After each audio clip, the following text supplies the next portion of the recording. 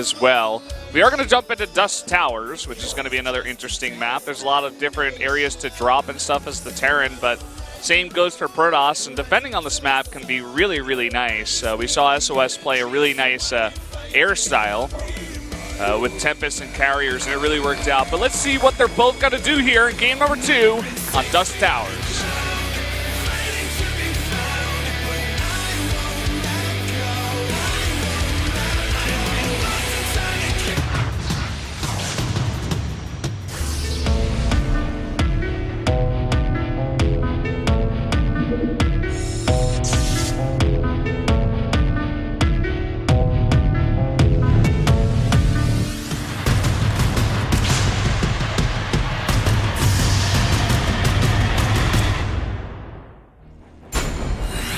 Game number 2 on Dusk Towers, down in the bottom left in the red, winning that last game. The Terran player, it is ByuN.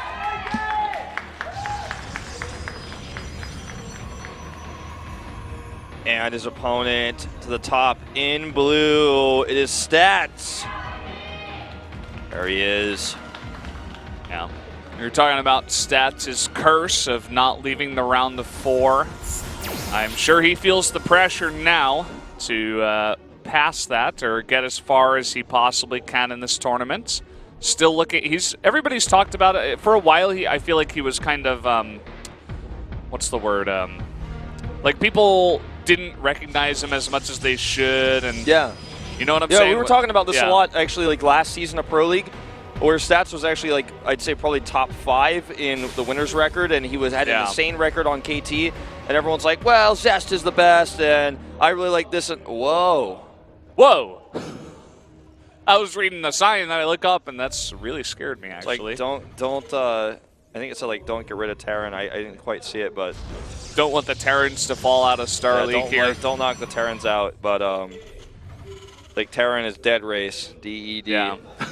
You can see by his mask. Stats was not getting the recognition that players like Parting and Zest were getting for a very, very long time. Classic. Rain back in the day. Rain. And I think it's because a lot of people do value individual leagues over team leagues, and Stats' best performances did come from those best of ones.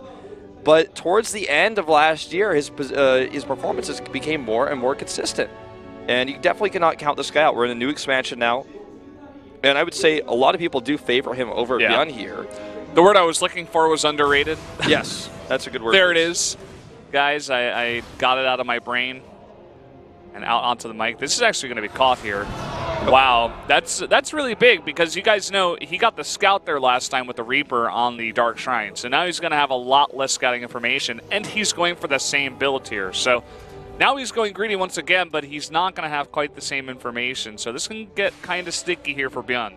Yeah, we also saw that shot of ByuN there in the camera where he looked a little bit annoyed by that mistake. He had the grin of, like, the grinning grimace where you're like, ugh. Yeah, the embarrassed grin. It's like, that shouldn't have happened. Yeah. Well, it is going to be Oracle play to start things off, and with the greedy build ByuN has chosen here, it can be quite powerful. Obviously, versus such a small Marine count. ByuN did have one turret up by the time the DTs arrived, but this is going to hit a little bit faster than that. His eBay's on the way now. If he makes that same blind turret, it will definitely help him out. It's going to make this defense a lot easier. Yeah, but we'll see where he does put that blind turret, if he wants to put 1 or 2 this time, maybe. And if Stats is going to put pressure on the front here, it does look like only 3 Adepts at the front for now. I actually love how little ByuN cares about those Adepts at the front. He's like, yeah, whatever, I'll just repair this. I know you're going to drop me. I know you're going to attack me with an Oracle. I don't care at all about 3 Adepts poking a depot. Yeah, whatever.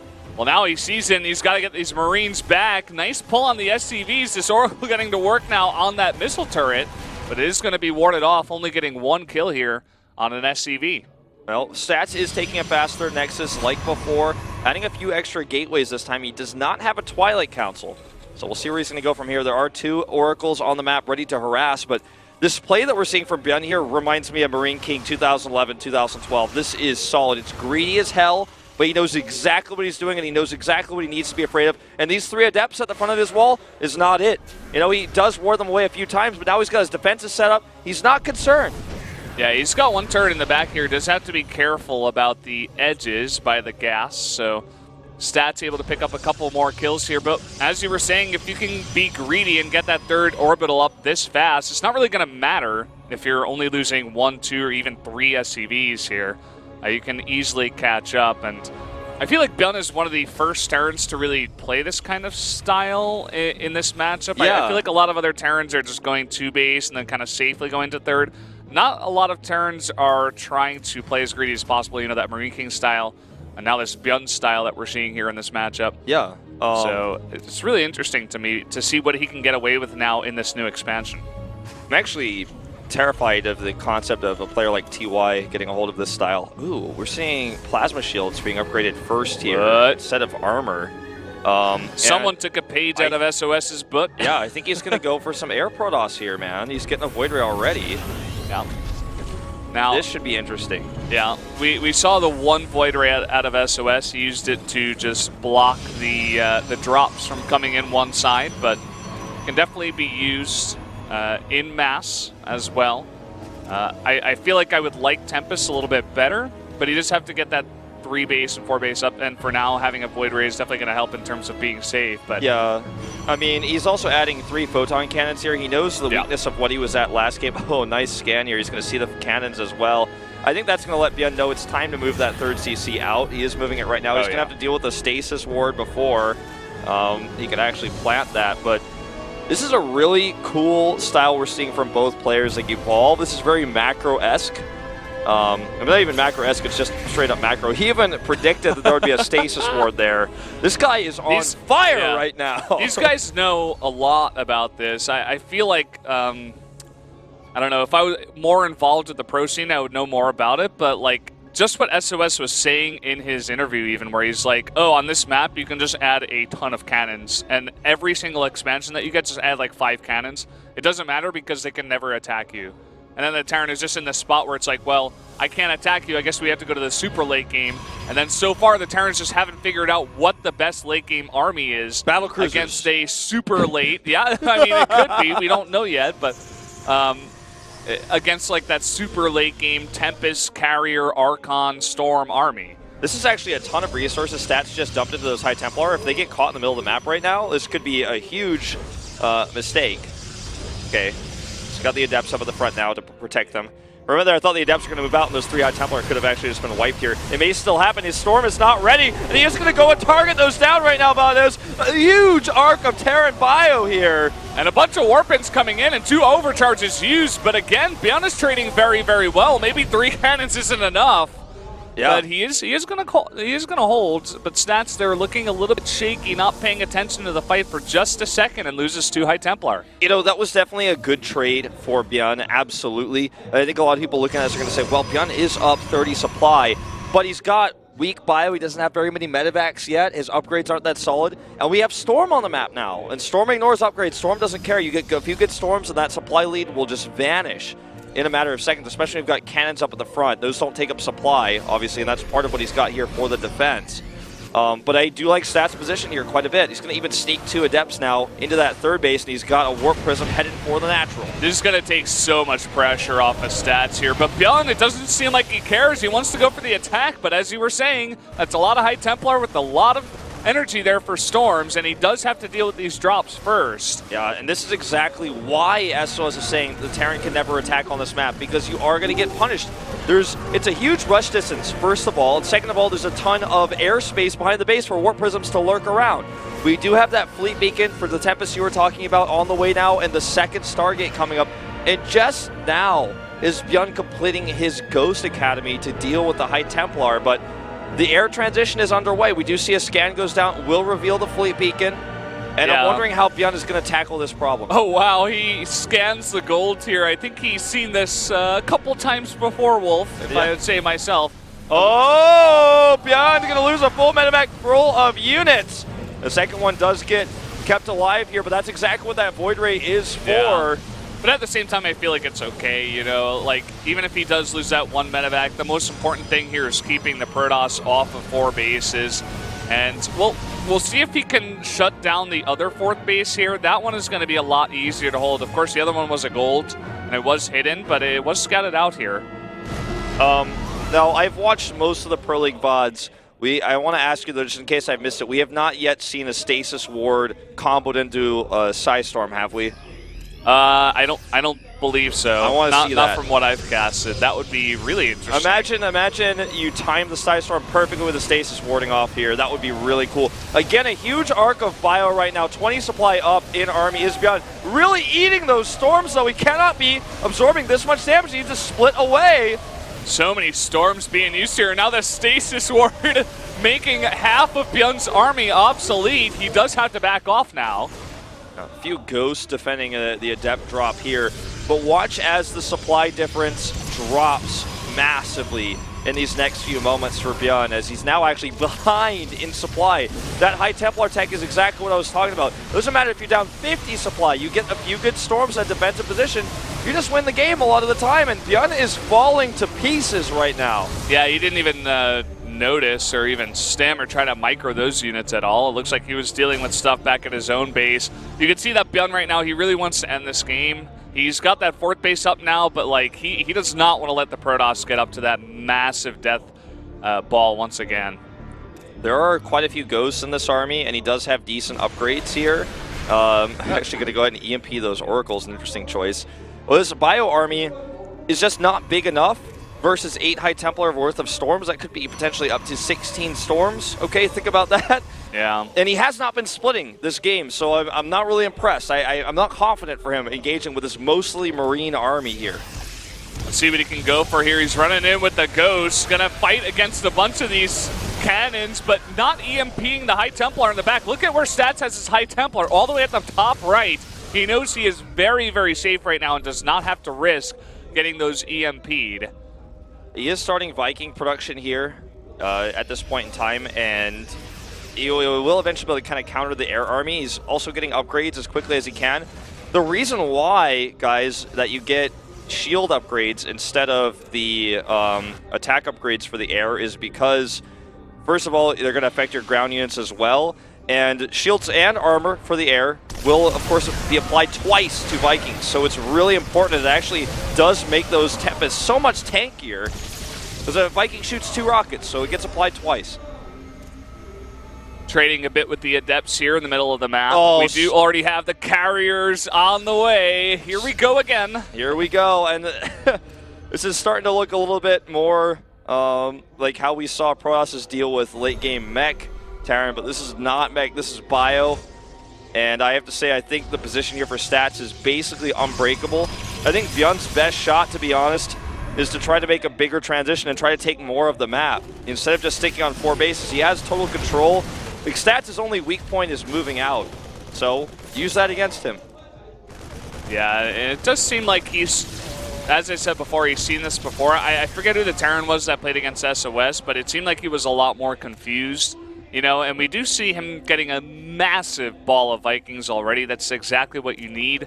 Someone on Twitter tweeted at me, it was like, maybe you should add in some Ravens, would make the Tempest pretty much obsolete for a decent amount of time. Of course, they are very expensive, and I think you're right, maybe he needs to get a couple more bases before he does think about that. But it could be nice to have in your army if it's going to be a long time before the Protoss attacks you, which it will be, because essentially he's never going to attack until he slowly chips away at your army. Yeah. The Graviton Catapult is on the way for Stats. Of course, a necessary upgrade, a +2 attack. He has +3 shields already. Might even want to consider investing in a second Cyber Core. I mean, all these shields and armors are going to be super duper powerful versus the Vikings in particular. But EMPs are powerful here too. You bathe those flying units in EMPs. Bathe in the EMPs, we'll bathe them.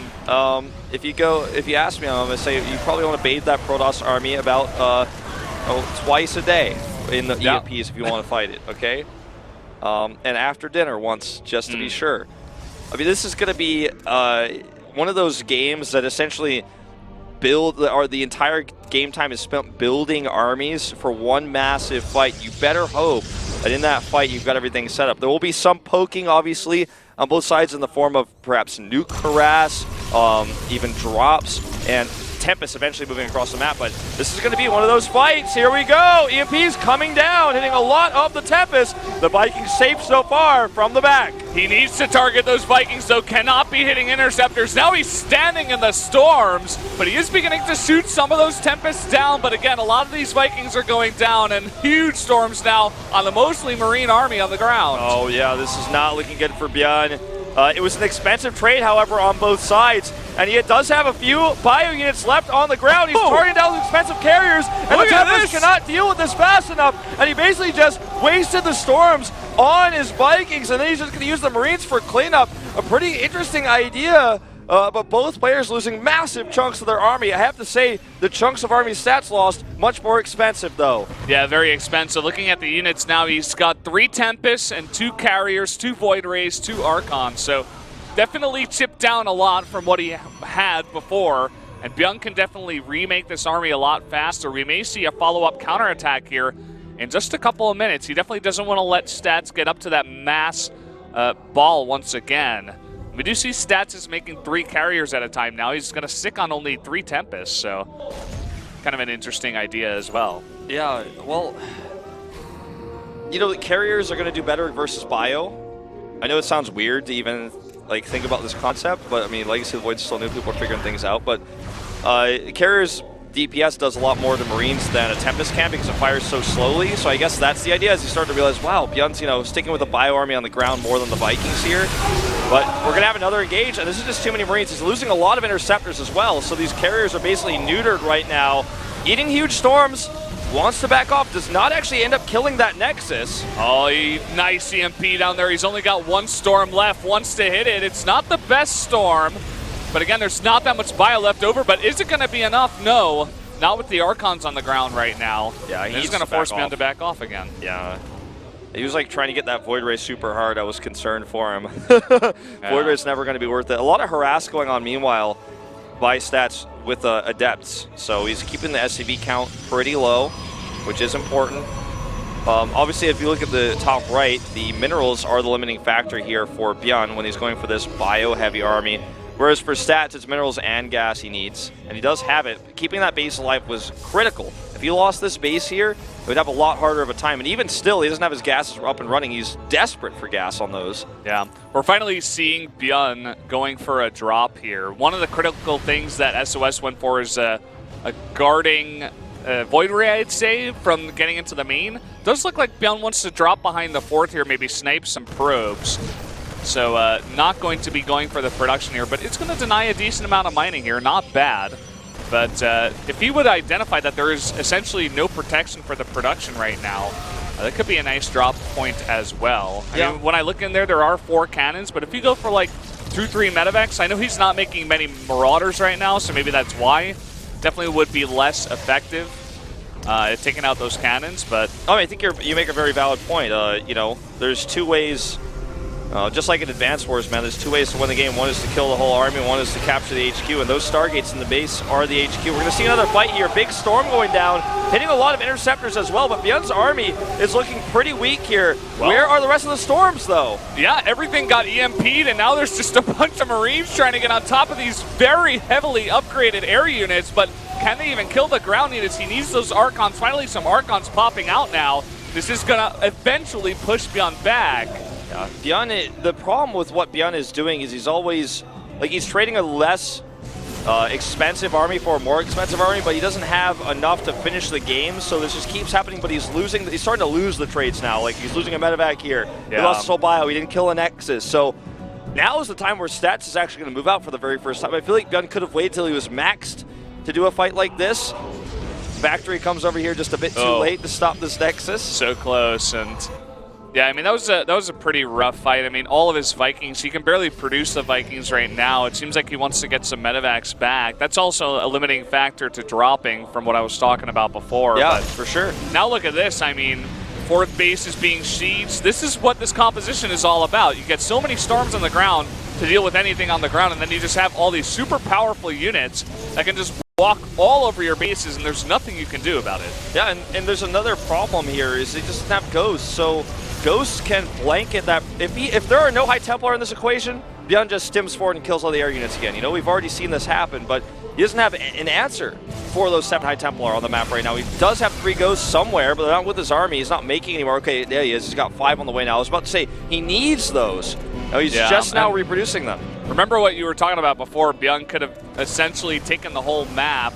Well, hold that thought. A nice little harass coming over here, going to snipe down a bunch of adepts and maybe get a bunch of these probes as well. If he can limit Stats' mining at the same time and draw this entire army back, that would be a pretty nice move here. Yeah, you know, that was a perfect choice to actually kill those warping in instead of canceling the warp in with the pylon, because that's so expensive for Stats, and he just lost them all without accomplishing anything. He wants to get this Nexus. I don't think he can. It's going to cost him too much. It's going to be really close. He's going to focus it down, and there it goes. And he loses all of the Marines and even the medevacs, but I mean, he gets the Nexus. I don't know if it was worth it, you know?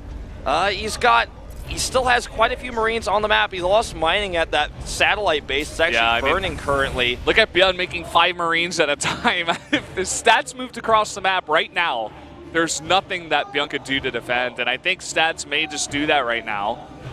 Yeah, there's only 3 orbitals on the map. Think about that. That's actually a crazy thought. He didn't make many more orbitals. He doesn't make any more CCs, so it's not like, well, he's 15 workers out. He could drop mules. Like, I'm using the Caster 101 book. We talk about Terra. No, it's like not even like that in this game. He has 3 mules at a time he could drop, if even that. He's trying to go for the stim in here. Tons of feedbacks actually going down on all the ghosts, and there goes your ghost energy. There's going to be no EMPs here, and now he's only got Marines. I doubt that's going to be enough to fight against this Protoss army. Now, as the Korean Observer is pointing out, there's only 1 interceptor on the map. He's making them constantly, right? But they keep getting wiped out by these Marines, so the carriers aren't doing as much damage as they could. You know, one way that ByuN could win this game is just simply trying to base trade and outrun this army. I think that might be his best option here. Yeah, it looks like what he's going to try to do. He definitely cannot fight this army now. And you were talking about 2 ways to win. Well, you know, this is your second way. You want to come in here, you want to kill all the buildings of the Protoss, but at the same time, I mean, Stats, what does he have back at home? It doesn't look like much, and he really doesn't have all that much mining either. And you look at his minerals and gas, he's got about 100. That's not going to be enough. He's literally, like, using this, oh god, oh no, losing all his Marines, but he's literally using this turret as like a fallback point, so he's just whole positioning to kill interceptors. But I don't know if he can actually kill this. He just types GG out. I was going to say, there's no way he can kill the base fast enough. And if it comes to a base trade, he can't even fly and run away because it's an air army he's up against. So that just whittles him down eventually there. I feel like those fights we were seeing on the right side of the map were good for ByuN. He was doing good trades, but he just kept coming in too early without ghosts and lost too much of his army, and eventually Stats had too much. Yeah, that was a really interesting game. The more I watch that map for PvT, it's like, people will say, oh, I can't kill this Protoss army, it's OP, you know, but I think it's more so the map. Like, that's the only map I feel like you can really do it on. You can defend on 3 bases so easily as the Protoss. You make 3 cannons, put up a bunch of pylons, you're going to be totally fine. And if you can get 3 bases and eventually get a 4th, you should be okay to slowly get up that that giant death ball of an army. We don't really have anyone that's figured it out just yet, but I'd be really curious to see how Terrans begin to solve this problem on this map against Protoss. Yeah, I think step number 1 from like a basic outsider perspective, like myself as a broadcaster looking at the bird's eye view, the cheat sheet, is I think more rapid expansion and more production facilities. If he had more money and more barracks, then he could trade and have a next ready army available every time. He was floating his bases to the extra bases. He was going very, very slow. So, I mean, basically he just expanded too slowly and eventually ended up running out of steam there in the end. Yeah, so guys, we're going to go to a quick 5-minute break. We'll be right back.